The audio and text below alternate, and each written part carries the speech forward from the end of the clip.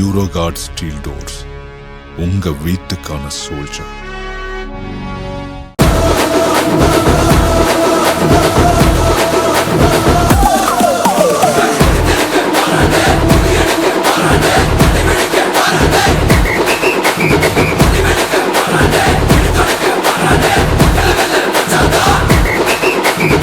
ஏன் ஆனந்த் சார் அவர்களை நீங்கள் தேர்வு செய்யணும் உங்களோட வேட்பாளராகன்ட்டு?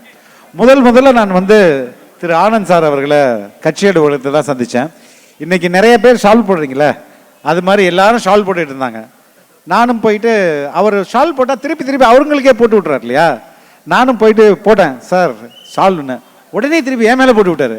சார் என்ன சார் இது உங்களுக்காக தான் சார் வாங்கிட்டு வந்தேன், நீங்கள் தான் சார் போட்டுக்கணுன்னா சரின்னு போட்டுக்கிட்டாரு. இன்னைக்கு தமிழக வெற்றி கழகத்தில் ஒரு 3,25,000 ஆபீஸ், அதாவது கட்சியின் பொறுப்பாளர்கள் இருக்காங்க. 3,25,000 பேர்.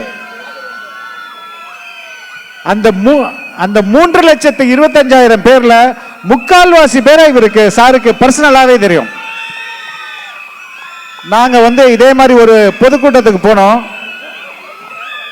அங்க போகும்போது மற்றவங்க சொல்ற, யாரு சூர்யாவா, அவன்கிட்ட நான் பேசிடுறேன் அமைதியா இருங்க அப்படின்றாரு. ஒவ்வொரு 3,25,000 பொறுப்பாளர்கள முக்கால்வாசி பேர் அவருக்கு தெரியுது. எந்த ஒரு ஈகோவும் இல்லாத ஒரு மனிதராக இருக்கிறார். சின்ன பசங்கள்ல இருந்து பெரியவர்கள் வரையும், ஆண்கள் பெண்கள், கட்சியில சீனியர் ஜூனியர், எந்த ஒரு பாகுபாடும் இல்லாமல் 1% ஒரு சின்ன, அதாவது விரல் நகம் அளவுக்கு கூட ஒரு ஈகோ இல்லாத ஒரு மனிதரா இருக்கிறாரு. இப்படி ஒரு மனிதர் இந்த தொகுதிக்கு கிடைச்சதுன்னா நீங்க உங்களுடைய எல்லா பிரச்சனைகளையும் அவர்கிட்ட சொல்ல முடியும். அதற்கான தீர்வை அவர் உடனடியாக உங்களுக்கு செய்து தருவார். உண்மையிலேயே நான் என் வாழ்நாளில் பல்வேறு பொதுச் செயலாளர்களை பார்த்திருக்கேன். அவர் பொதுச் செயலாளர் கிட்டே போக முடியாதுங்க. ஈகோன்றது நான் பார்க்கவே இல்லை அவர்கிட்ட. யாரு போனாலும் பேசுறாரு, எந்த குழந்தை போனாலும் பேசுறாரு, பெரியவங்க போனாலும் பேசுறாரு. இப்படி ஒரு ஆக்சசிபிலிட்டின்னு இங்கிலீஷ்ல சொல்லுவாங்க, நான் அணுகுமுறை. இப்படி ஒரு அணுகுமுறை உள்ள ஒரு வேட்பாளர் உங்களுக்கு கிடைத்தது. உண்மையில் நீங்கள் பாக்கியவான்கள். நிச்சயமாக இப்படி ஒரு வேட்பாளர், ஏன்னா நீங்க தளபதி சொல்லுவார் இல்லையா, ஒவ்வொரு குடும்பத்திலையும் தவேகாவுடைய ஓட்டர்ஸ் வாக்காளர்கள் இருக்காங்க. அது திமுக குடும்பத்திலையும் தானே இருப்பாங்க. திமுகவுடைய கரண்ட் எம்எல்ஏ குடும்பத்திலேருந்தே தாவேகா கூட்டிட்டு வந்திருக்கிறார்னா அவருடைய டெடிகேஷன் உண்மையிலே ரொம்ப பாராட்டத்தக்கது. மறுபடியும் நான் ஒன்றை மட்டும் தான் சொல்றேன், ஈகோ இல்லாத ஒரு மனிதர் உங்களுக்கு பிரதிநிதியாக வரும்போது உங்களுடைய குறைகள் வெகு விரைவில் அது நிறைவேற்றி தரப்படும். அது கேரண்டீடு. ஒரு நல்ல தலைவருக்கு ஈகோ இருக்கக்கூடாது. அதற்கு சாட்சியா, வாழ்நாள் சாட்சியா திரு ஆனந்த் அவர்கள் இருக்கிறார்கள். உண்மையிலேயே நீங்கள் அவரை ஆல்ரெடி தேர்வு செய்து விட்டீர்கள் என்பது நன்கு தெரியும். இது ஓட்டு கேட்கிற விழா மாதிரி எனக்கு தெரியல, வெற்றி தெரிவிக்கிற நன்றி விழா மாதிரி தான் தெரியுது. ரொம்ப ரொம்ப நன்றி. வணக்கம்.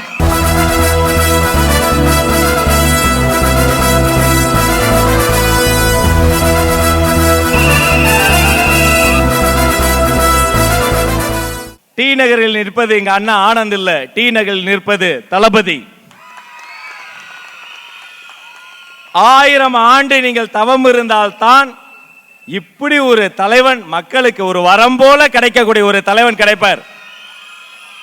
கூடவே ஆண்டவன் அருள் அதிகமாக இருந்தால்தான் அந்த தலைவனுக்கு, அந்த தளபதிக்கு இப்படி ஒரு தளபதி கிடைப்பார். தளபதி அண்ணன் ஆனந்த் அவர்களை வணங்கி,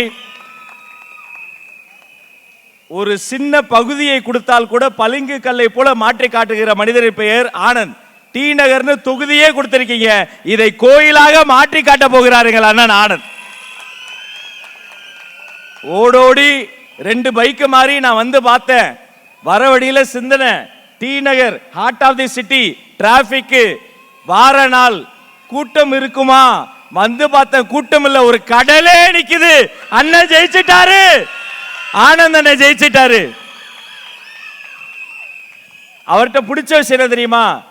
எங்களுடைய முழு நேர வேலையை இந்த மனுஷனை டென்ஷன் ஆக்கி பார்க்கறது தான். அவர் கூப்பிட்டு தெளிவா இப்படி செய்யுங்க, அப்படி செய்யுங்க பாரு.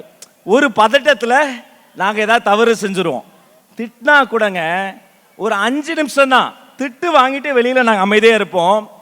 திட்டிய மனசு தாங்காமல அவங்க நின்றுகிட்டு இருப்பாங்க. கூட்டு வாங்கன்னு சொல்லி கெஞ்சி கொஞ்சி சமாதானப்படுத்தி சில நாட்களோ சில மாதங்களோ கழித்து அதே மனிதனுக்கு ஒரு சிக்கல் வருகிற போது அத்தனை பேர் மத்தியில் எழுந்து நின்று, சார் உண்மையா உழைச்சான் சார், அவனுக்கு தான் பதவின்னு உழைத்தவர்களுக்கு பதவி வாங்கி தரக்கூடிய மனிதன். அப்படி ஒரு மனிதர் இல்லைனா இந்த மேடையில் இருக்கிற யாருமே இல்லை, நான் உட்பட. சாதாரண பேச்சாளனாக இருந்த ராஜமோகனை அடையாளம் கண்டு நம்ம டி நகர் வேட்பாளர் ஆனந்த் என்ன பண்ணாரு, கூட்டிட்டு வந்து எவ்வளோ பெரிய கட்சியில் கொள்கை பரப்பு செயலாளராக்கி, நிர்வாக குழு உறுப்பினராக்கி, தேர்தல் அறிக்கை குழு உறுப்பினராக்கி, துணை பொது செயலாளராக்கி, இன்னைக்கு என்ன ஒரு தொகுதிக்கு வேட்பாளரும் ஆக்கியிருக்கிறார் என்று சொன்னால் தலைவரும் பொதுச் செயலாளரும் நமக்கு கிடைச்சிருக்கிற வரம் வேற யாருங்க செய்வா?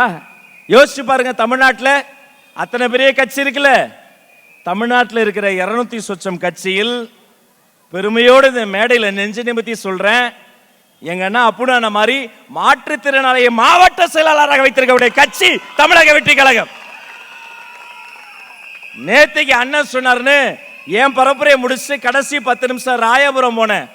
அங்க எங்க அண்ணன் தாமண்ண தங்கி தங்கி சொல்வார், நான் ஒரு சாதாரண ஆட்டோக்கார சார் அப்படிம்பார். நான் சொல்லுவானே, நீ என்ன தங்கி சொல்ற, நம்ம ஆனந்தண்ண பசங்க ஊரடிச்சு உலையில போடுற திமுக கிடையாது, தாவேகா.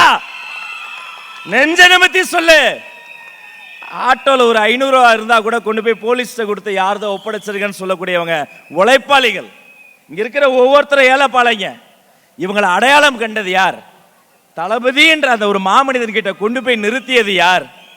உண்மையா சொல்றேங்க, டி நகருக்கு கிடைத்திருப்பவர் வேட்பாளர் அல்லமா, உங்க வீட்டுடைய காப்பாளர் கிடைச்சிருக்காருமா.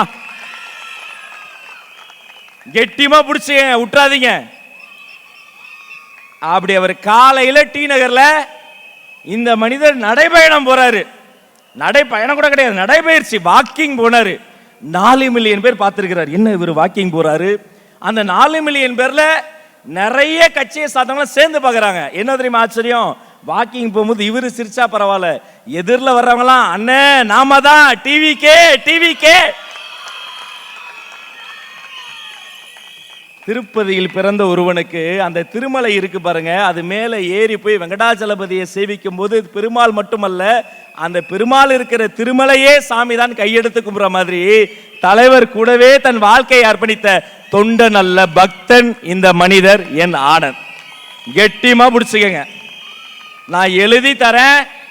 இது வரைக்கும் இருந்தவங்க உங்களுக்கு ஒரு பிரச்சனைனா வந்து பார்க்க மாட்டாங்க, கண்டிப்பா வர மாட்டாங்க. கூப்பிட்ட குரலுக்கு ஓடி வரக்கூடிய ஒரு மனிதர் இருக்கிறார் என்று சொன்னால் போற்றுதலுக்குரிய பொதுச் செயலாளர் என் ஆனந்துங்க. உங்க வீட்டு பையங்க, உங்க வீட்டு ஆளுங்க, உங்க சகோதரனுங்க.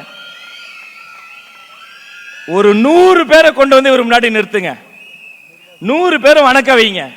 அல்ல சொல்லுவாரு, இந்த 92 ஓட்டு நமக்கு வந்துடும். 4 பேர் சரியா சிரிக்கல, என்ன விவரம்? ராஜமோகன் போய் பாருங்க.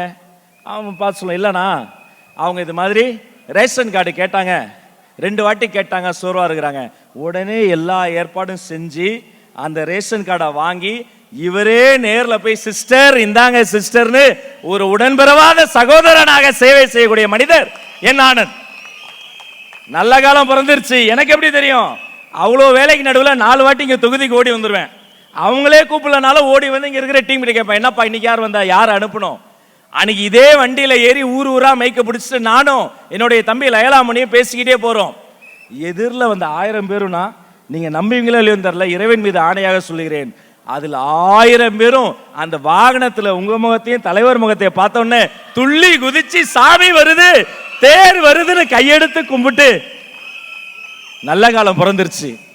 யோசிச்சு பாருங்க. இனிமே டி நகர்னா இஎம்ஐன்னு எல்லாரும் சொல்லிக்கிட்டு இருப்பாங்க, மாமா சுலபமா நம்ம தவணை கட்டலாம், இஎம்ஐ கிடையாது. இங்க இருக்கிற அத்தனை பேரை பாருங்க, இனிமே டி நகர்னா இந்த டிவிகேவினுடைய பேஸா இருக்கக்கூடிய விஎம்ஐயே எங்க டி நகர்ல தான் பேருக்க போகுது. தலைமை செயலக கோட்டை, செஞ்சாஜி கோட்டை, அங்கெல்லாம் டி நகர்ல பிரச்சனைனா அலறுவாங்க. டி நகர்ல தண்ணி நின்னா தட்டி கேட்க ஒரு ஆள் வந்துட்டாரு. டி நகர்ல ஒரு கோயில்ல ஒரு பிரச்சனையா உள்ள போகுது சரி பண்றதுக்கு ஒரு உண்மையான மனிதர் வந்துட்டாரு. உழைப்பாளிங்க யாருக்குங்க கிடைப்பாங்க? இப்படி ஒரு உழைப்பாளி. இதே மாதிரி ஒரு மேடையில நாங்களா இருந்து பேசிக்கிட்டு இருக்கும்போது ஒரு செய்தி வருது, துயரமான செய்தி. நாங்களாம் பதறோம், அண்ணன்ட்ட சொல்லிட்டோம், போகல. அவரை தாய் போல வளர்த்தவங்க, அவங்க சகோதரி காலமாயிட்டாங்க, பதறிட்டோம். ஆனா அவர் போகல. முழு நிகழ்ச்சியும் முடித்து வந்திருந்தவங்களுக்கு உணவு பரிமாறி லேடிஸ் பெண்களை முதல்ல வழி அனுப்பி வைத்து விட்டு பின்பு அவசர அவசரமாக கிளம்பி தன்னை வளர்த்த தாயை போன்ற தனது தமக்கையை பார்க்க போனாரு. அவர் குடும்பம் எதுவும் இல்லைங்க, இதுதான் அவர் குடும்பம், நீங்க தான் அவர் குடும்பம். அவர் சிந்திய கண்ணீர், சிந்திய வியர்வை பலன் தரப்போது. 5 நாள் தாமா இருக்கு, 5 நாள் தாமா இருக்கு. உங்க பாதம் பிடித்து கேட்கிறம்மா, கொஞ்சம் யோசிச்சு பாருங்கம்மா. இப்படி ஒரு மனிதரை தவற விட்டீங்கன்னா நம்ம வீடு வளராதுமா. உன் கையில குழந்தையெல்லாம் கொண்டு வந்திருக்கம்மா, ஒவ்வொரு ஃபங்க்ஷன்லயும் வாசல்ல நிப்பாருமா. சிஸ்டர் பத்திரமா வா, குழந்தையாமா குத்திக்கிட்டு வந்து அந்த பக்கம் போய் நில்லுமா, அவருக்கு தண்ணி கொடுங்க, இவருக்கு நிழல் கொடுங்கன்னு அந்த வெள்ளை சட்டை கருப்பா மாறுற வரைக்கும் 4 மணி நேரம் ஓடி ஓடி ஓடி கடைசியில பின்னாடி வந்து நிக்கக்கூடிய வாழும் தியாகினா என் பொதுச் செயலாளர் ஆனந்த் ஒருவர் தான். அரசியல் வரலாற்றிலே யாரும் கிடையாது. என்ன பண்ணிட்டோம் அவருக்கு? நாங்க என்ன பண்ணோம்? தொல்லை மட்டும் தான் கொடுத்தோம். ஆனா அவர் எதற்காக நிற்கிறார்? 28 ஆண்டு காலம் இந்த பொதுச் சேவையில் ஏன் நிற்கிறார் தெரியுமா? தர்மத்தாயின் தவ புதல்வர் தங்க தளபதி தலைவர் முதலமைச்சர் ஆகணும். நீங்க யார வேணா போய் கேளுங்க, என்ன வேணும் சார்? கார் வேணும், பணம் வேணும், பங்களா வேணும். நடுராத்திரி இவர் எழுப்பி கேளுங்க, என்ன வேணும்? தளபதி முதலமைச்சர் ஆகணும்பா, இந்த ஊர் மக்கள் நல்லா இருக்கணும்பா, எல்லாரும் நல்லா இருக்கணும்பா. இப்படி ஒரு மனிதரை நீங்க பார்க்கவே முடியாதுமா. இங்க இருக்கிற ஒவ்வொருத்தரும் அவர் ஆளாக்கி விட்டவங்க, வளர்த்து விட்டவங்கம்மா. குடிசையில் இருந்தவங்க இன்னைக்கு மாவட்ட செயலாளராக இருக்கிறோம், ஓட்டு வீட்டில் இருந்தவங்க இன்னைக்கு வேட்பாளராக இருக்கிறோம். இதே தொகுதியில் சர்வமத மக்களும் ஒன்னா வாழ்றோமே. இந்த தொகுதிக்கு இதுவரை வந்த வேட்பாளர்களையே ஆக சிறந்த வேட்பாளர், முதலமைச்சர்கிட்டயே பேசக்கூடிய வேட்பாளர், தான் போட்டியிட்ட முதல் தேர்தலிலேயே உதயசூரியன் சின்னத்தை ஏற்கனவே தோற்கடித்த, ஏற்கனவே எம்எல்ஏவாக வென்ற வேட்பாளர்.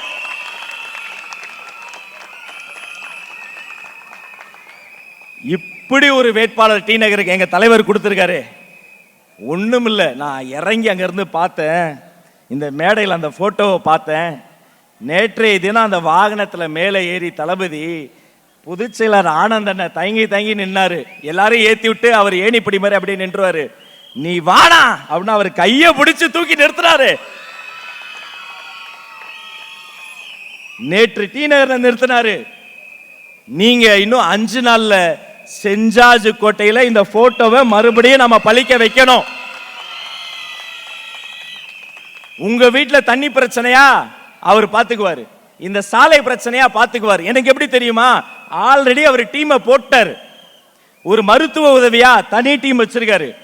ஒருத்தங்களுக்கு ரத்த தானம் தேவையா, எப்பேற்பட்ட ஆளா இருந்தாலும் 1 மணி நேரம் வேணும், எங்களுக்கு ஒரே ஒரு போன் கால் அவர்கிட்ட இருந்து போனா கன்னியாகுமரியில கேரளாக்கே ரத்த தானம் பண்ணக்கூடிய பசங்க இங்க இருக்கிறாங்க. பாத்துக்குங்க. வெறும் அரசியலுக்காக வரல, அதிகாரத்துக்காக வரல, எம்எல்ஏ பதவிக்காக வரல. ஐயோ என் தெய்வம் எம்எல்ஏ பதவி தூக்கி போட்டு வந்த மனுஷமா உங்களுக்காக வந்தாருமா. நான் கேட்டிருக்கேன், எத்தனையோ நாள் விடிய விடிய வேலை செய்வது கேட்டிருக்கேன். ஏன்னா எம்எல்ஏ பதவி ஏன்னா தூக்கி போட்டு அதுல இருந்துட்டே இருந்திருக்கலாமே. சிரிச்சுக்கிட்டே சொல்லுவார்மா மனுஷன், என்னப்பா பெரிய எம்எல்ஏ பதவி, 5 வருஷம் தளபதியின் பக்தன், அது ஆயுள் முழுசும் கடைசி வரைக்கும் கூட இருக்கும்பா. நான் அரசியலா பேசலாமா? நான் கேட்கறது ஒரே ஒரு வாய்ப்பு. அந்த குழந்தைங்களா இருக்கு பாருங்க, அந்த குழந்தைய பார்த்தா குழந்தையா மாறிடுவார். பெண்களை பார்த்தா அவர்கிட்ட கத்துக்கிட்டது நான், எந்த பெண்ணை பார்த்தாலும் வாங்க சிஸ்டர் நல்லா இருக்கீங்களான்னு 2வது வார்த்தையிலேயே சகோதரனாக மாற்றக்கூடிய மாயாஜலக்காரர். இந்த குழந்தைகளை நினைச்சு பாருங்கம்மா. அடுத்த தேர்தலில் அடுத்த தலைமுறை யோசிச்சு பாருங்க. ஒரு சத்தியம் செய்யறேன், இங்க இருக்கிற இந்த குழந்தைகளாம் வளரும் போது ஒரு புதிய தமிழ்நாட்டை தளபதியும் அண்ணா ஆனந்து உருவாக்கி காட்டுவாங்க. இது சத்தியம். இதை தாங்க முடியாம என்ன பண்றாங்க சில பேர், நவீன கோமாளிகள். பேப்பர்லைங்க துண்டு பிரசுரத்துல 8000 எழுதி கொடுத்து ஏமாத்தலாம். டே நீ இன்னும் எங்களா பைத்தியக்காரனாவே நினைச்சிட்டு இருக்கல. கொண்டு போனா என்ன சொல்லுவாங்க, பிம்பிலிக்கு பிலாப்பி. நாங்க அப்படி சொல்ல. இறுதியாக உறுதியாக சொல்றேன், நிறைய ஆசை இருந்தாலும் நிறைய சகோதரர்கள் இருக்காங்க. நீங்க 8000 ரூபாய் டோக்கன் கொடுத்தாலும் சரி, 8 பேரை இறக்கி விட்டு செட்டப் பண்ணாலும் சரி, 10,000 ரூபாய் 15,000 ரூபான்னு நீங்க பில்டப் பண்ணாலும் சரி, எங்க தளபதி அண்ணன் ஆனந்த் கையில் இருக்கிற 5 ரூபாய் விசில் உங்களை வீட்டுக்கு அனுப்பும். இன்னைக்கு டி நகர்ல கேட்கிற இந்த சத்தம் ஒவ்வொரு நாளும் ஒவ்வொரு நிமிஷமும் கேட்கணும்.